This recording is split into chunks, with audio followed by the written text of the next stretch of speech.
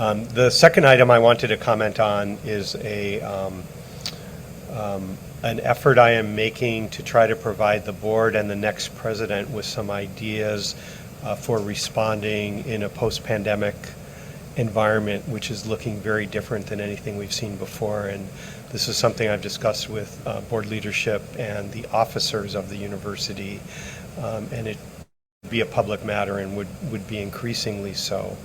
Our enrollment now does not resemble anything we have ever seen before, and many of those changes are positive. More early college students, more course sharing, more online enrollments. We have a new strategic plan which you approved just a year ago in November at your meeting in Hilo. You have also asked us, including through our campus reports, to focus on how we provide services collectively, not just as individual campuses, to every region of Hawaii, and of course next year appointing a new president.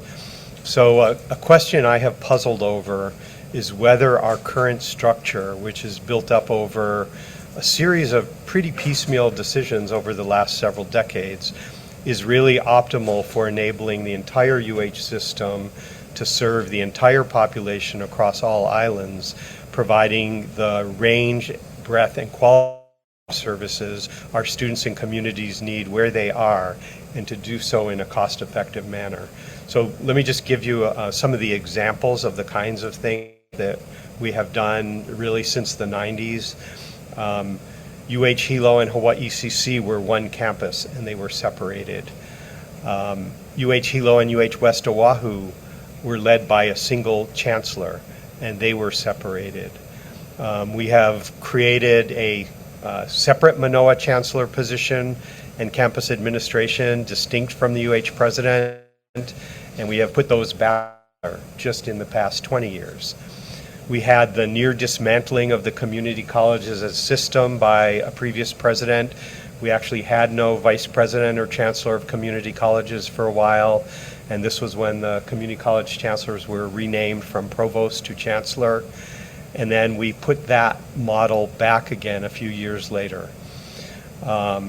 We brought in the mission of UH West Oahu, which for decades was only upper division, serving as a transfer destination, and UH West Oahu began to offer lower division courses and an entering freshman class as it was preparing to open at the new physical campus as well.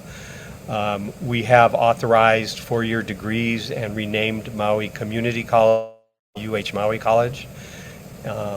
So some of the ideas that have been raised internally, including, as I said, among the officers, and these are questions, not answers, is operating 7 separately accredited community colleges the best way to be responsive to local communities? Is operating 2 relatively small comprehensive regional universities optimal? Is operating our 6 permanent off-campus locations, these are not our accredited campuses, where we physically or virtually deliver UH instruction under the auspices of 3 different community colleges optimal, or might another structure enable us to better serve these places that don't have their own campuses? West Hawaii, North Hawaii, Molokai, Lanai, Hana, Waianae.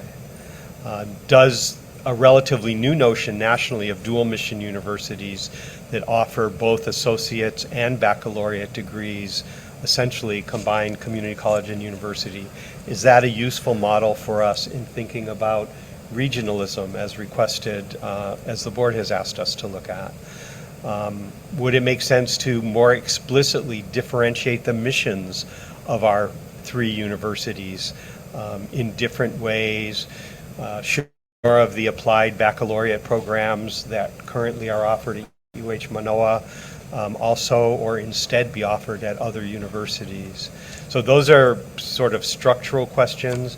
There's a set of facilities questions. Some of our campuses were built for as many as twice as many on-campus students as we have today, and it's not likely that they will grow back to those sizes with on-campus college students, given online enrollments and the like. So are there facilities that we could demolished and abandoned? Are there other uses compatible with our footprint and mission? There are innovative models out there like merged grades 12, 13s. There's an interesting experiment here at Windward going on right now. There are even places in the country where full high schools operate on community college campuses to create the kind of pathways that Director Schatz talked about. What about creating incubators or other connections to workforce and business on our campuses? The online area, we have lagged. I think we all acknowledge in offering online degrees that serve working adults and meet workforce needs, especially in current times. Scale is an issue for us relative to the mega universities, but in many disciplines, our UH programs have a Hawaii and Pacific-centric focus that is welcomed for workforce development here more than what the mega universities offer. And of course, obviously we won't be talking about the PIG report today, but the recurring question of whether the roles of system president and UH Manoa leader should be separate or together, as we have wandered back and forth on this issue over the decades. So that's all the background to say this is a pretty timely opportunity at this inflection point to engage some objective external consultation informed by models in other states and national trends, as other places are struggling with very similar questions and may have insights that can help us understand how we can improve our structure and service delivery methods. I would hope we will always be willing to ask ourselves hard questions about how we organize ourselves. Nobody likes change much. But if we're committed to leverage the full resources of the UH system to serve the entire state, we have to do some things differently, and we have to engage our students, constituents, and communities throughout the islands to help us understand how to better serve in this environment. So we have identified a credible external expert organization that has this kind of experience working with states all over the country that have asked similar questions. They do have capacity and willingness to engage with us on these issues.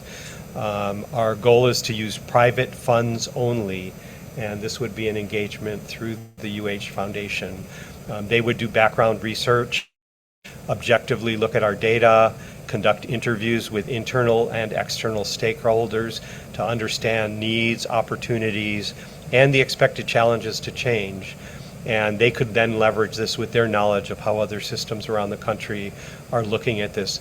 Not to give us answers from other states. I don't think anyone expects that as possible, but to help us understand what are some of the options, what advantages might they offer, what challenges might be there. And again, all of this would be available to the board and the next president to consider in thinking about how will we move forward with the strategic plan to serve the entire state, given all of the changes we faced. I want to emphasize that all major structural decisions would be completely under the purview of the Board of Regents. This study would simply inform decisions, options, and planning if there is an appetite for significant change, and I fully recognize there may well not be. But even in that case, I think the insights uncovered in such a study would inform university leaders throughout the system as they all work to better meet the needs of the entire state in a time of change.